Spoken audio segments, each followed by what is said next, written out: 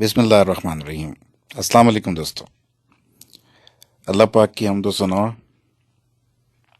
اور لاکھوں کروڑوں درود و سلام ہمارے نبی پاک صلی اللہ علیہ وسلم پر۔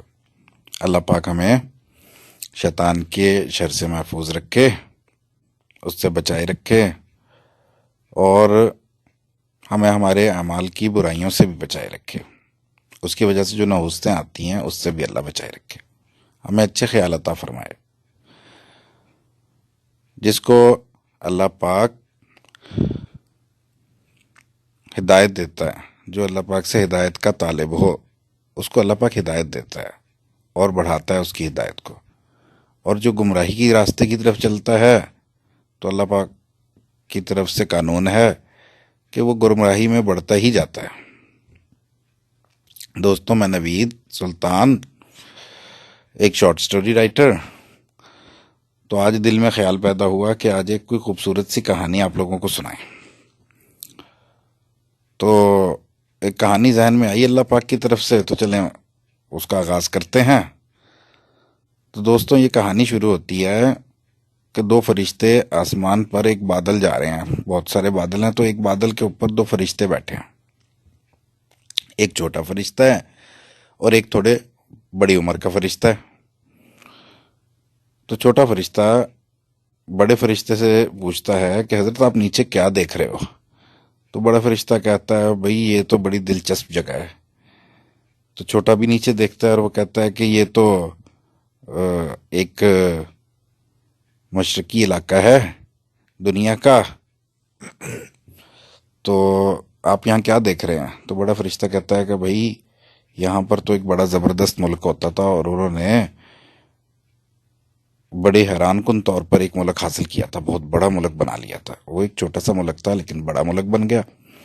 تو چھوٹا فرشتہ نیچے دیکھتا ہے اور کہتا ہے کہ اچھا، تو یہ ہوا کیسے؟ تو بڑا فرشتہ کہتا ہے بھئی یہ تو ایک لمبی کہانی ہے۔ تو چھوٹا اصرار کرتا ہے کہ بھئی مجھے وہ کہانی سنائیں کہ یہ کون سا ملک ہے۔ تو بڑا فرشتہ بتاتا ہے کہ یہ ہے ہندوستان۔ اس کو ہندوستان کبھی دنیا میں کہا جاتا تھا، لیکن پھر دنیا کے نقشے چینج ہوئے اور پھر یہ ہندوستان ختم ہو گیا دنیا سے، اور اس کے ساتھ ایک اور ملک تھا، اس کا نام تھا پاکستان۔ تو ان کی ہو گئی تھی آپس میں لڑائی۔ تو وہ کہتا ہے کہ وہ کیسے ہوئی؟ وہ کہتا ہے کہ وہ لڑائی تو ان کی ہوتی رہی تھی، کچھ جنگیں ہوئی تھیں ان کی آپس میں، لیکن ایسی لڑائی نہیں ہوئی تھی کہ نقشہ ہی بدل ڈالا ہو دنیا کا اس جنگ نے۔ تو چھوٹا فرشتہ پوچھتا ہے کہ حضرت یہ بات سمجھ نہیں آئی کہ یہ ایک چھوٹا ملک بڑے ملک کے ساتھ جنگ لڑتا ہے اور پھر وہ نقشہ بدل جاتا ہے دنیا کا۔ تو بڑا فرشتہ کہتا ہے کہ بھائی میں تمہیں سمجھاتا ہوں کہ یہ کیسے ہوا تھا۔ اصل میں دنیا کے جب ملک جنگ لڑتے ہیں تو وہ آپس میں ایک دوسرے کو ملا کے جنگ لڑتے ہیں۔ تو ایسا ہی ایک واقعہ 1912 میں ہوا تھا کہ دنیا جو تھی یہ بہت سی شہنشاہتوں میں رہتی تھی، امپائرز کے اندر رہا کرتی تھی۔ جیسے کہ ہندوستان میں مغل ختم ہوئے تو برطانوی امپائر آ گئی، اور اسی طرح سلطنت عثمانیہ بہت بڑی امپائر تھی، اس نے بہت سے علاقے فتح کر رکھے تھے، سارا مڈل ایسٹ ان کے پاس تھا، ترکی کے بہت سارا ملک ان کے پاس تھا، اور مصر تک ان کی حکومت تھی۔ اور اسی طرح یورپ میں ایک جرمنی امپائر تھی، ایک رشیا بہت بڑی امپائر تھی رشیا میں، اور پھر ہنگری ایک بہت بڑی امپائر تھی، پھر فرانس بہت بڑی امپائر تھی، ان کی بھی دنیا میں کالونیز تھیں، انہوں نے قبضے کیے ہوئے تھے جگہ جگہ۔ اسی طرح ایک امپائر تھی ہنگری امپائر۔ ہنگری امپائر والوں نے کافی سارے علاقے فتح کر کے ایک بڑی امپائر بنا رکھی تھی، اور ایک روس کے ساتھ ان کی سرحدیں ملتی تھیں، تو وہاں ایک ملک تھا سربیا۔ تو آدھا سربیا روس کے پاس تھا، آدھا ان کے پاس تھا۔ تو پھر یہ ہوا کہ ایک روز اس کا اکلوتا بیٹا یعنی کہ ولی عہد شہزادہ وہ چلا گیا سربیا سے سیر وغیرہ کے لیے گیا ہوگا، لیکن وہاں پر بیچارے کو کسی نے مار دی گولی۔ اب جو اس کو گولی لگی تو بادشاہ کو آیا بڑا غصہ کہ یار میرا اکلوتا بیٹا ولی عہد یہ کیا کیا انہوں نے۔ تو جب تحقیق کی گئی تو پتہ لگا کہ یہ تو سربین باغی تھے جو روس کے ساتھ تھے۔ تو بادشاہ نے جنگ کا اعلان کر دیا اور اس جنگ کا آغاز ہو گیا۔ اب کیا تھا کہ سربیا نے روس نے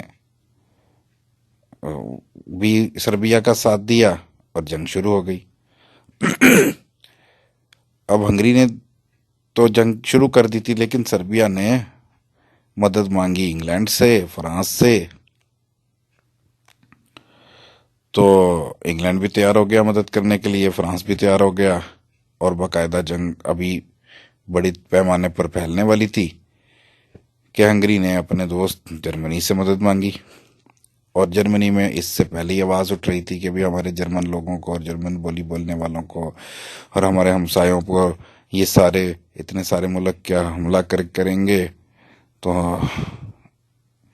جرمنی کو اب چاہیے تھا، ان کے بادشاہ نے جنگ کا اعلان کر دیا، ہنگری کی حمایت کر دی، لیکن ان کو چاہیے تھا کہ وہ جا کے سربیا میں جنگ لڑتے۔ لیکن اس جرمنی نے عجیب و غریب حرکت کر ڈالی، اس نے جا کر فرانس پر حملہ کیا اس بات پر کہ تم نے سربیا کا کیوں ساتھ دیا بھائی ہمارے دوستوں کے خلاف۔ جرمنی نے حملہ کیا۔ اب جو سارے ملک کٹھے ہوئے تھے انہوں نے چھوڑا سربیا کو اور چلے گئے جناب جرمنی، اور 7-8 سال کی جنگ کے بعد آخر کار وہ جرمنی جو تھا اس نے گھٹنے ٹیک دیے، مذاکرات پہ آ گئے۔ اور پھر مذاکرات کے اوپر تو دنیا میں ایسا ہوتا ہے کہ جیسے ایک بادشاہ تھا ٹیپو میسور کا، تو اس کو اپنے بیٹے دینے پڑے مذاکرات کے اوپر، آدھی سلطنت دینی پڑی۔ اسی طرح غرناطہ کا ایک جو آخری بادشاہ تھا وہ جب گھیرے میں آ گیا تو اس کو بھی بیٹے دینے پڑ گئے اپنے، اور پھر کٹھ پتلی بن کر واپس گیا غرناطہ۔ اور پھر جب کنگ ایڈورڈ نے حملہ کیا اور اس کی بیوی ملکہ ایزابل، تو آخر کار اس نے غرناطہ کی چابیاں ان کو پکڑائیں اور یہ جا وہ جا اپنے بیٹے بٹے لے کر اور اپنے ملک کو چھوڑ کر تھوڑی سی زمین لے کر۔ لیکن یہاں پر ایسا کچھ نہیں ہوا، جرمنی کے بادشاہ نے مذاکرات کیے اور پھر انہوں نے کہا دنیا والوں نے کہ بھائی تم نے جنگ شروع کی تھی، اب اس کا جرمانہ بھی تم دو، اور جرمانہ طے ہوا 1 کروڑ 1 دن کا۔ اب 1 کروڑ 1 دن کا جرمنی 20 سال تک دیتا رہا۔ اب اس کی وجہ سے ان کے بہت زیادہ ملک میں غربت آ گئی، بینکوں نے خوب قرضے دیے تو غریب ہو گئے بیچارے سارے کے سارے۔ پھر آہستہ آہستہ اس قوم نے اپنے آپ کو کچھ بہتر کیا، ترقی کی طرف آئے، اور پھر ہٹلر ان کا سربراہ بنا۔ اس نے جنگی ہتھیاروں کی بہت زیادہ تیاری شروع کروائی، جس کی وجہ سے ان کی اکانومی تھوڑی بہتر ہونا شروع ہو گئی۔ اور پھر ہٹلر نے جرمن قوم نے اپنا بدلہ لینے کے لیے ایک عجیب طریقہ اختیار کیا جنگ کا۔ انہوں نے پیراشوٹرز فرانس کے پاس اتارے، اور فرانس کو جب ہوش آیا تو پتہ لگا کہ 10-20 کلومیٹر کی دوری پر جرمن لاکھوں فوجیں آ چکی ہیں، اور دارالخلافہ پھر کچھ چند دنوں کے اندر انہوں نے فتح کر لیا، اور پھر لوٹ لاٹ کے سارا جو انہوں نے 20 سال میں جرمنی سے لیا تھا، سارے بینک اور فرانس کے ساری دولت وہ لے گئے جرمنی۔ تو بہرحال بتانے کا مقصد یہ تھا کہ جرمنی نے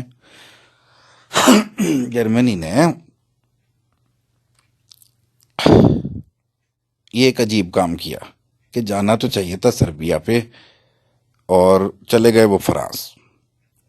پھر بالکل ایسے ہی ایک بار اور ہوا کہ امریکہ بیٹھا ہوا تھا دور. دوسری جنگ ہوئی پوری دنیا کی. اس میں امریکہ کہہ رہا تھا کہ بھئی ہم نہیں اس جنگ میں یورپ کی شامل ہوں گے.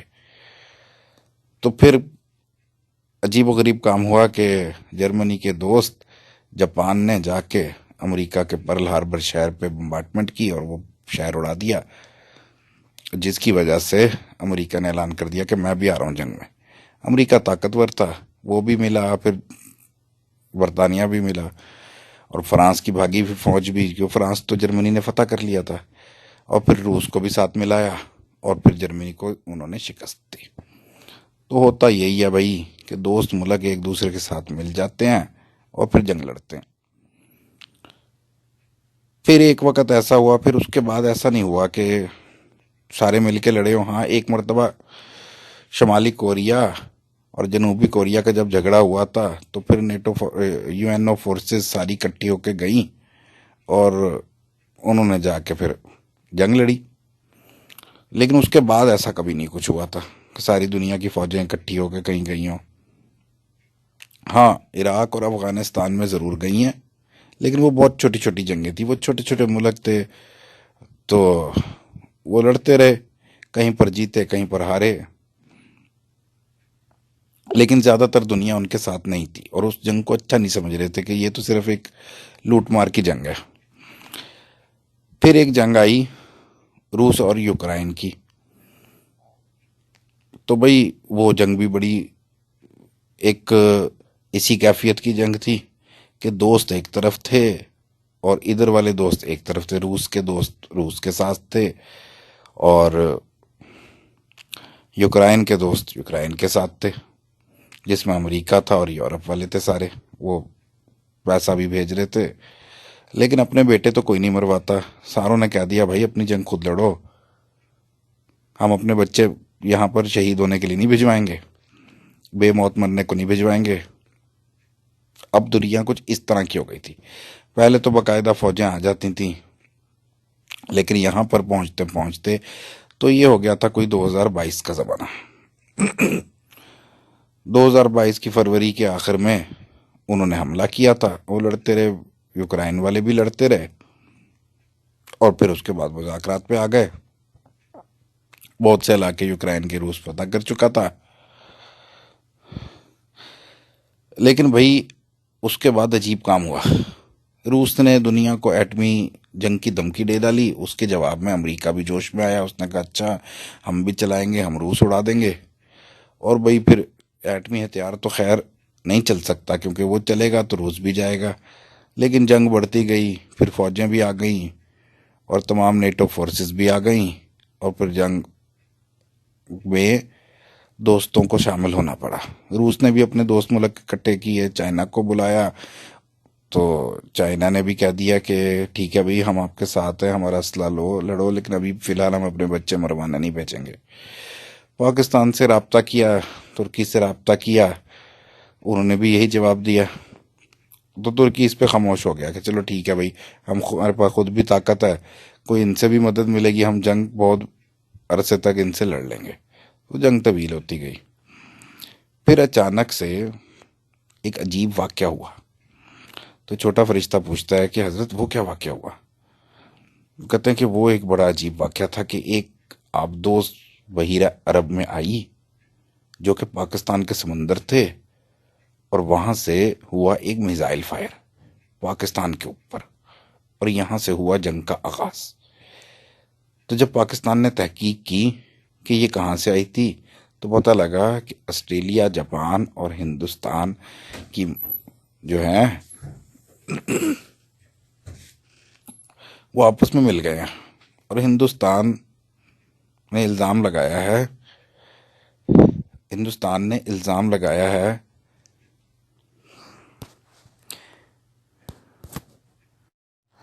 ہاں، تو ہندوستان نے الزام یہ لگایا کہ پاکستان روس کی مدد کر رہا ہے، اس لیے اب ہم ان پہ حملہ کریں گے. ہندوستان ویسے روس کا دوست تھا، اس سے اسلحہ لیتا تھا اور امریکہ سے بھی اسلحہ خریدتا تھا، تو وہ بھی ان کے ساتھ بھی دوستی بنائی ہوئی تھی. لیکن یہاں پر اس نے بہانہ بنا لیا کہ یہ روس کی مدد کر رہا ہے. اب یہ روس کی مدد کے ذریعے سے انڈیا پہ بھی حملہ کرے گا. تو اب پاکستان تھا ایک بڑا چھوٹا سا ملک، اور 3-4 ملک پاکستان پہ حملہ کرنے آ گئے تھے. بالکل ایسے ہی جیسے ٹیپو کے ملک پر، میسور سرنگا پٹن کے اوپر برطانیہ، حیدرآباد دکن کا ملک اور مرہٹوں کا ملک، وہ سارے کے سارے مل کے حملہ کرنے آ گئے تھے. ایسے ہی پاکستان پہ یہ سارے ملک جو ہیں مل کے آ گئے. اور یہاں پر ایک عجیب واقعہ ہوا تھا کہ یہاں پر تو فوجیں بھی آ گئی تھیں. جاپانیوں نے بھی فوجیں بھیج دیں، آسٹریلیا نے بھی بھیج دیں، ساؤتھ افریقہ والوں نے بھی بھیج دیں. تو یہ سارے مل کر پاکستان کو ختم کرنا چاہتے تھے کہ یہ اسلام کے نام پر دنیا میں دہشت گردی پھیلا رہے ہیں، اور اب روس ان کے ساتھ ہے تو روس کے ساتھ مل کے یہ ہمارے اوپر بھی حملہ کریں گے. تو اس چکر کے اندر ایک بلاک بنایا انہوں نے، اور دوسری جنگ عظیم کی طرح اب دنیا بلاکوں میں بچ چکی تھی. تو آخر کار انہوں نے کر دیا پاکستان پہ حملہ. پاکستانی فوج لڑی، میزائل اٹیک سے بات شروع ہوئی، پاکستان کے شہروں پہ میزائل مارے گئے. پاکستان نے بھی جواب میں میزائل چلائے ضرور، لیکن پاکستان کے پاس بہت تھوڑے سے میزائل تھے، وہاں سے ہزاروں کی تعداد میں میزائل آ رہے تھے. پاکستانی پریشان ہو گئے، اور مجبوراً لوگ اپنے شہر چھوڑ چھوڑ کے پیچھے پہاڑوں کی طرف جانے لگے. کچھ ملک چھوڑ کے افغانستان جانے لگے، کچھ ایران کی طرف گئے. تو بہت پریشان کن حالات کے اندر پاکستانی خوفزدہ بھی تھے. اور پھر اطلاع آئی کہ پاکستان پسپا ہو رہا ہے. پاکستانی فوج اتنی بڑی فوج سے، اتنی بڑے جنگی سامان کے ساتھ آئی ہوئی فوج سے ہار رہی ہے. پاکستان کے بہت سے علاقے اس کے قبضے میں بھی چلے گئے ہیں. پاکستانی فوج پیچھے ہٹ رہی ہے. پاکستانی عوام دوسری جنگ عظیم میں کی، جیسے جرمن طیارے آتے تھے انگلینڈ پر، تو انگلینڈ کے لوگ، لندن کے لوگ بیچارے زمین اپنے گھر کے پاس سرنگیں کھود کھود کے اس کے اندر سویا کرتے تھے. ایسے ہی انڈین طیارے رات کو آتے تھے، تو پاکستانیوں نے بھی یہی طریقہ استعمال کیا. زمینوں میں صندوقیں کھود دیں، تہ خانوں میں چلے گئے اور وہاں سو گئے، بچوں بیوی کو لٹا لیا. تو بھئی اس طرح کے حالات اس قوم کے ساتھ ہو گئے تھے. پہلے بڑے پریشان تھے اپنے کاروباروں سے، اپنے ملک کے حالات سے، مہنگائی سے، اور بڑی مشکل سے اپنے گزارے کر رہے تھے. اور اب یہ اتنا بڑا حملہ،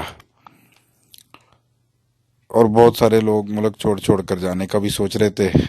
بہت سے چلے بھی گئے، جو جہاں پناہ ملی جس کو، پہاڑی علاقوں کے اندر شہر تباہ کے تباہ ہوئے جا رہے تھے. ہزاروں طیارے آتے اور پاکستان کے شہروں پہ بم گرا کے چلے جاتے. پاکستان نے بھی اپنی کارروائی کی. پاکستان اپنی ایئر فورس لے کر جاتا تھا، لیکن اس کے جواب میں اینٹی کرافٹس کے ذریعے سے پاکستانی طیاروں کو بھی نشانہ بنایا جاتا تھا. بہرحال جی، پاکستان بہت زیادہ مشکل میں پھنس چکا تھا، اور بہت سارے علاقے پاکستان کے ہاتھ سے نکل رہے تھے. پھر ایک عجیب واقعہ ہوا. چھوٹا فرشتہ پوچھتا ہے کہ حضرت وہ کیا واقعہ ہوا تھا؟ تو وہ کہتا ہے کہ جس وقت اسلام آباد پہ لاکھوں کی تعداد میں پیرا شوٹرز اتار دیے گئے، انڈین اور دوسرے ملکوں کے، اور اسلام آباد کو گھیرا پڑ چکا تھا، تو پھر ایک نعرہ بلند ہوا. تو چھوٹا فرشتہ پوچھتا ہے کہ ہیں ایسا کیا نعرہ تھا کہ جس کی وجہ سے یہ سارا نقشہ ہی بدل گیا؟ تو بڑا فرشتہ کہتا ہے ہاں بھائی، وہ نعرہ تھا ایمان کا نعرہ. پوری قوم نے اپنے ایک ماضی کو یاد کیا. تو ماضی میں ان کے ایک شاعر تھے علامہ اقبال، انہوں نے ایک شعر کہا تھا. انہوں نے اس شعر کو یاد کیا اور اس کو اپنا نعرہ بنا لیا، اور اس نعرے کی وجہ سے پھر آخر کار ان کی فتوحات شروع ہوئیں. وہ اپنی فوج کے ساتھ جا کر کھڑے ہو گئے. تو چھوٹا فرشتہ پوچھتا ہے کہ حضرت وہ ایسا کیا شعر تھا کہ وہ ایک ہاری ہوئی قوم جو ہے وہ دوبارہ سے کھڑی ہو گئی؟ تو وہ کہتے ہیں کہ ہاں بھائی، وہ میں ابھی تمہیں بتاؤں گا، اور ساری کہانی کا مقصد بھی وہی ہوگا، وہی تھا. تو پھر یوں ہوا کہ مسلمانوں نے سوچا، جو مسلمان سارے رہا کرتے تھے اللہ کو ماننے والے، انہوں نے سوچا کہ بھئی ہم تو پیدا ہی اس لیے ہوئے ہیں کہ ہم اللہ پاک کو راضی کریں، اور جنت کے لیے ہم دنیا میں آئے ہیں، جنت کو حاصل کرنے کے لیے. تو اس میں سب سے بڑا جو انعام ہے وہ تو ہے جنت، شہادت. اور شہادت کے بدلے میں اللہ تعالیٰ نے ان سے وعدہ کر رکھا ہے مسلمانوں سے کہ بھئی وہ تو فوراً ہی جنت میں جائے گا، تمام گناہ اس کے بخش دیے جائیں گے. اس سے بڑی نعمت ان کے لیے اور کیا ہو سکتی تھی؟ انہوں نے اس بات کو یاد کیا اور جا کے اپنی فوج کے ساتھ کھڑے ہوئے. ایک ایک پاکستانی نے ہتھیار اٹھا لیا اور ایسا مارا کہ وہ انڈیا جو پاکستان پہ حملہ کرنے آیا تھا، آخرکار اس کو اپنے شہر چھوڑنے پڑے. فوجیں پیچھے ہٹتی گئیں اور ایک وقت ایسا آیا کہ پورا کا پورا انڈیا پاکستان نے فتح ہی کر ڈالا. پاکستانی کسی دور میں نعرہ لگاتے تھے کشمیر بنے گا پاکستان، اور پھر وہاں نعرہ لگنے لگا ہندوستان بنے گا پاکستان. اور پھر پاکستان کے غیرت مند قوم نے آخرکار پورا کا پورا ہندوستان ہندوؤں کے قبضے سے آزاد کر لیا اور اپنی پرانی شان و شوکت کو واپس لے لیا. تو چھوٹا فرشتہ پوچھتا ہے کہ حضرت لیکن وہ نعرہ کون سا تھا؟ اس نعرے کے بارے میں بتائیں کہ جس نے ان کو اتنا آگے بڑھا دیا کہ وہ سارے کے سارے لڑنے پر آ گئے. تو بڑا فرشتہ کہتا ہے کہ بھیا وہ نعرہ کچھ یوں تھا، وہی علامہ اقبال کا شعر تھا. تو وہ شعر کچھ یوں تھا کہ شہادت ہے مطلوب و مقصود مومن، نہ مال غنیمت نہ کشور کشائی. السلام علیکم دوستو.